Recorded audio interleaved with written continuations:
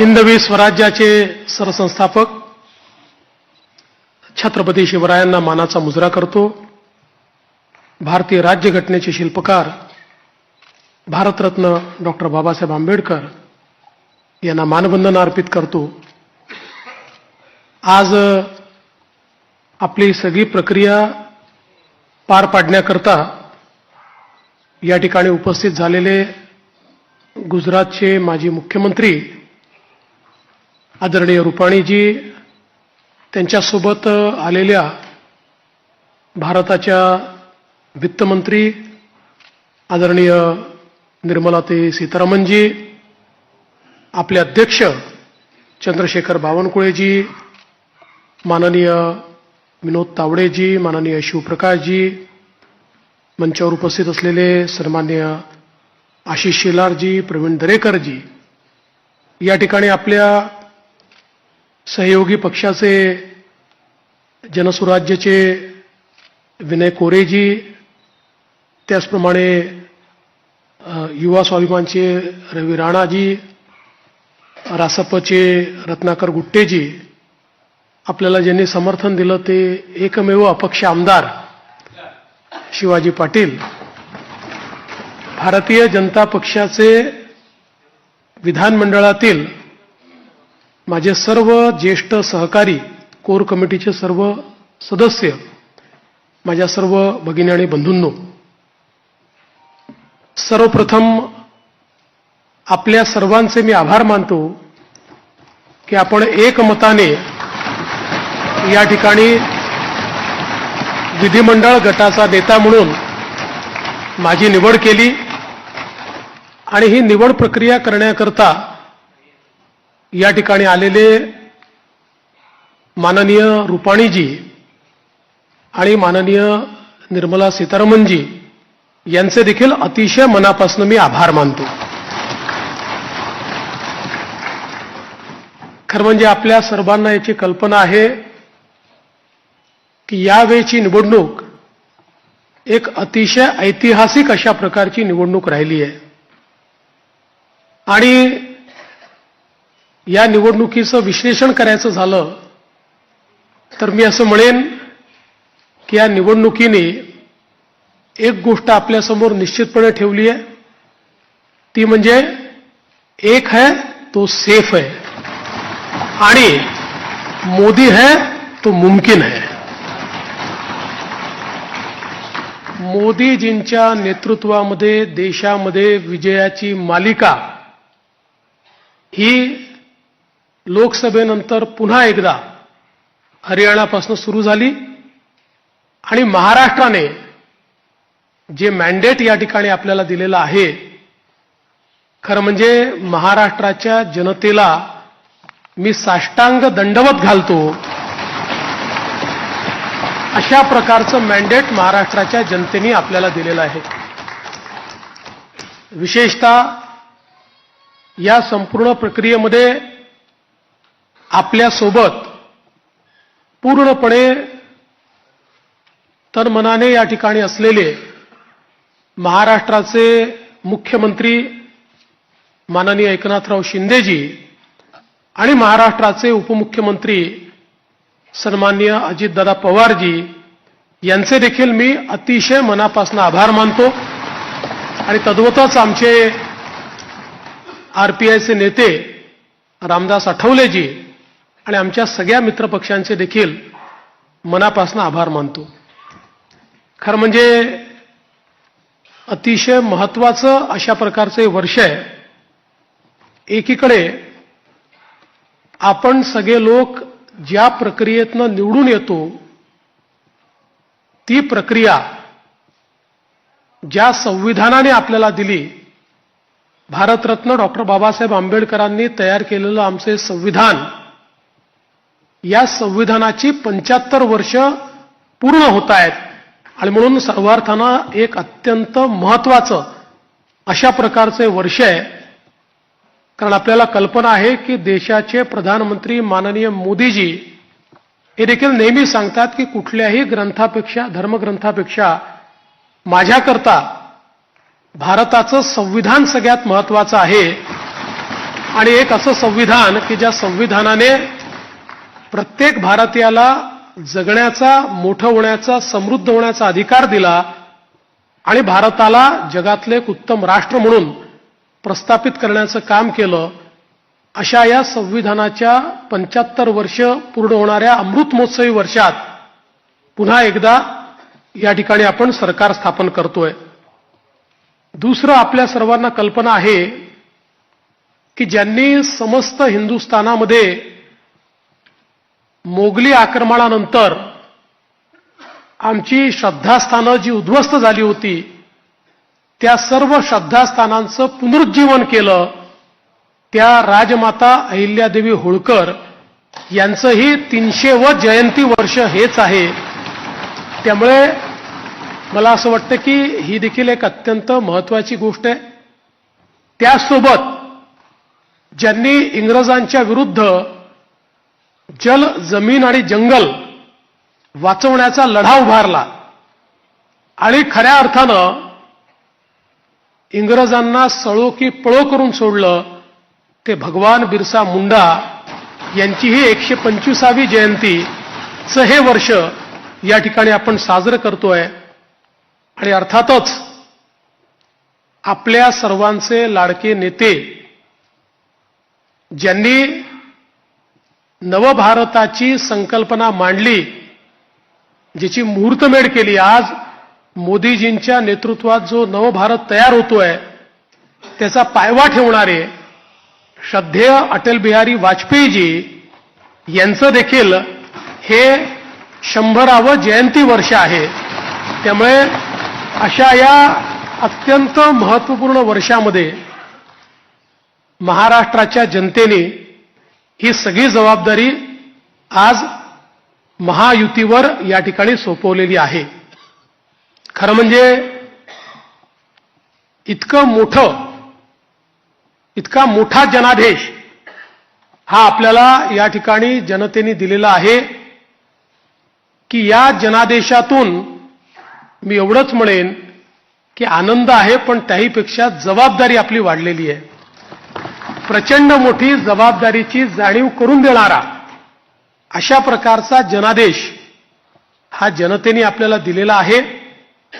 आणि विशेषतः आपल्या लाडक्या बहिणी असतील, आपले लाडके भाऊ असतील, आपले लाडके शेतकरी असतील, आपले लाडके युवा असतील, या सगळ्यांनी आणि समाजातल्या दलित, वंचित, ओबीसी, आदिवासी सगळ्यांनी जो जनादेश आपल्याला दिलेला आहे त्या जनादेशाचा सन्मान राखण्याचं काम हे आपल्याला करावं लागणार आहे. आणि म्हणून निश्चितपणे आपली प्राथमिकता आपण सुरू केलेल्या योजना आणि आपण दिलेली आश्वासनं ही पूर्ण करणं याच्याकडे आपली प्राथमिकता तर असेलच, पण त्यासोबत महाराष्ट्राला पुढे नेण्याकरता महाराष्ट्राला सर्व आघाड्यांवर पहिल्या क्रमांकावर आणण्याकरता आपल्या सर्वांना या ठिकाणी सातत्याने कार्यरत राहायचं आहे. आपल्याला कल्पना आहे की 2019 साली देखील जनतेचा कौल आपल्याला मिळाला होता. दुर्दैवाने जनतेचा जो कौल होता तो हिसकावून घेण्यात आला आणि जनतेसोबत एक प्रकारे बेईमानी त्या काळामध्ये झाली. मी काही त्या इतिहासामध्ये जाऊ इच्छित नाही, एक नवीन सुरुवात आपण करतोय, पण या गोष्टीचा निश्चित उल्लेख करेन की सुरुवातीच्या 2.5 वर्षामध्ये ज्या प्रकारे वेगवेगळ्या पद्धतीनं आपल्याला त्रास देण्यात आला, आपल्या आमदारांना त्रास देण्यात आला, नेत्यांना त्रास देण्यात आला, अशाही परिस्थितीमध्ये मला या गोष्टीचा अभिमान आहे की 2.5 वर्षात एकही आमदार आपल्याला सोडून गेला नाही. सगळे आमदार, सगळे नेते संघर्ष करत होते आणि त्या संघर्षामुळेच 2022 साली पुन्हा आपलं सरकार तयार झालं आणि त्यातूनच आज पुन्हा एकदा पूर्ण बहुमत आपल्या महायुतीला, प्रचंड बहुमत हे महायुतीला मिळालं आणि आपल्या भारतीय जनता पक्षाला 132 आणि आपल्या मित्रांसोबत 137 जागा, एक प्रकारचा इतिहास या महाराष्ट्रामध्ये लिहिला गेला. हा इतिहास मला असं वाटतं की अभूतपूर्व अशा प्रकारचा आहे. या निमित्ताने देशाचे प्रधानमंत्री माननीय मोदीजींचे मी मनापासून आभार मानेन की माझ्यासारख्या बूथचा कार्यकर्ता म्हणून ज्याने काम चालू केलंय, वॉर्डाचा अध्यक्ष म्हणून काम चालू केलंय, अशा एका कार्यकर्त्याला या सर्वोच्च पदापर्यंत 3 वेळा माननीय मोदीजींनी या ठिकाणी बसवलं. अर्थात त्यातला एकदा 72 तासाकरताच होतो, पण तरी देखील टेक्निकली होतो. त्याच्यामुळे 3 वेळा मला महाराष्ट्राच्या मुख्यमंत्री पदावर बसण्याचा मान सन्मान त्यांनी दिला. हा पक्ष ज्या प्रकारे त्यांच्या नेतृत्वात मोठा झाला, त्यातूनच सामान्य कार्यकर्त्यांना वेगवेगळी त्या ठिकाणी पदं मिळाली, चांगली पदं मिळाली, आपल्याला काम करण्याची संधी मिळाली. म्हणून मी आदरणीय मोदीजींचं मनापासून या ठिकाणी त्यांचे आभार मानतो. पक्षाचे राष्ट्रीय अध्यक्ष आदरणीय जे.पी. नड्डा साहेब यांचे देखील अतिशय मनापासून आभार मानतो. आणि त्याचसोबत ज्यांनी या संपूर्ण निवडणुकीमध्ये अतिशय ताकदीनं महाराष्ट्रामध्ये आपल्यासोबत तळ ठोकून कार्यकर्त्यांमध्ये ऊर्जा निर्माण केली आणि या निवडणुकीत अत्यंत ताकद आपल्या सर्वांना दिली, ते देशाचे गृहमंत्री माननीय अमितभाई शहा यांचे देखील आभार मानतो. आणि भारतीय जनता पक्षाचं जे शीर्षस्थ नेतृत्व आहे, त्या सगळ्या नेत्यांचे या ठिकाणी अतिशय मनापासून मी आभार मानतो. आणि विशेषतः वेगवेगळे राज्यातल्या ज्या कार्यकर्त्यांनी, नेत्यांनी आपल्याला मदत केली, त्यांचे देखील मी अतिशय मनापासून आभार मानतो.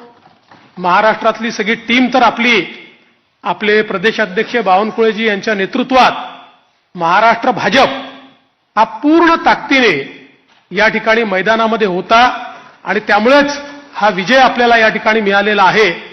त्याबद्दल भारतीय जनता पक्ष महाराष्ट्राच्या संपूर्ण टीमचं मी मनापासून अभिनंदन करतो, आभार मानतो.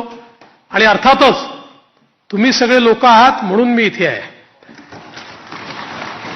तुम्ही नसतात तर मी इथे नसतो. त्याच्यामुळे तुमचे सगळ्यांचे मनपूर्वक आभार मानत असताना पुढची वाट ही आपल्याला अपेक्षा पूर्ण करण्याकरता संघर्षाची आहे. आपल्याला अपेक्षा पूर्ण करायच्या आहेत. त्यामुळे आपल्याला सगळ्यांना आपलं महायुतीचं सरकार आहे, या सरकारमध्ये एक दिलाने आपल्या सगळ्या मित्रांना सोबत घेऊन आणि प्रसंगी जेव्हा इतकं मोठं मॅन्डेट असतं त्यावेळी सगळ्या गोष्टी सगळ्यांच्या मनाच्या आपल्याला पूर्ण करता येत नाहीत. पण आपण एक लार्जर, एक मोठा अशा प्रकारचा विचार घेऊन, एक लार्जर गोल घेऊन आपण राजकारणामध्ये आलेलो आहोत. केवळ पदांकरता, केवळ आपल्याला कोणीतरी मोठं करावं याकरता आपण राजकारणात आलेले नाही आहोत. त्यामुळे मला या गोष्टीची पूर्ण अपेक्षा आहे की येत्या काळामध्ये 4 गोष्टी आपल्या मनाप्रमाणे होतील, तर 4 गोष्टी मनाविरुद्ध देखील होतील. पण तरी देखील एका लार्जर इंटरेस्टमध्ये आपण सगळे एकत्रितपणे काम करू आणि आपली शक्ती काय आहे ही शक्ती निश्चितपणे या ठिकाणी आपण दाखवून देऊ.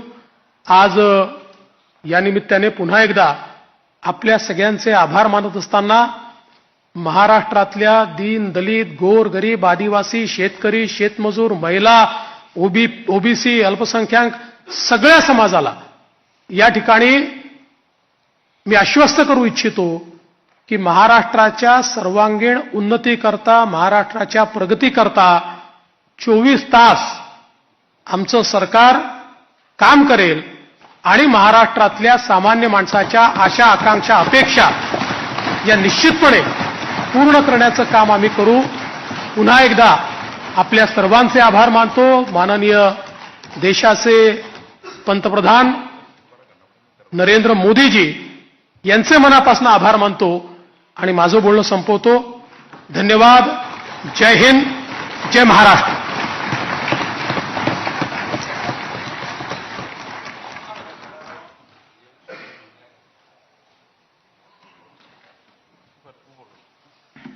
आभारी आहे देवेंद्रजी.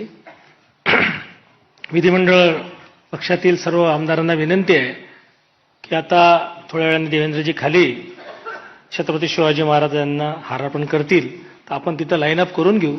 वर ते मुख्य नेते जातील, बाकी आमदार आपण सर्व खाली थांबू. आता देवेंद्रजी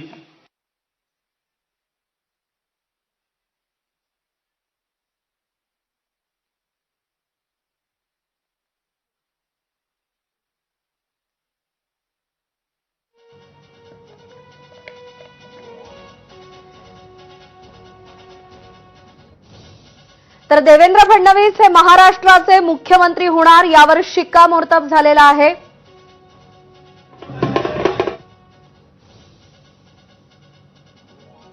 मनापासून मी आभार मानतो. आपण सर्व आमदारांना विनंती आहे कृपा करून आपण खाली शिवाजी महाराज खाली जाऊ. धन्यवाद. जय हिंद, जय महाराष्ट्र.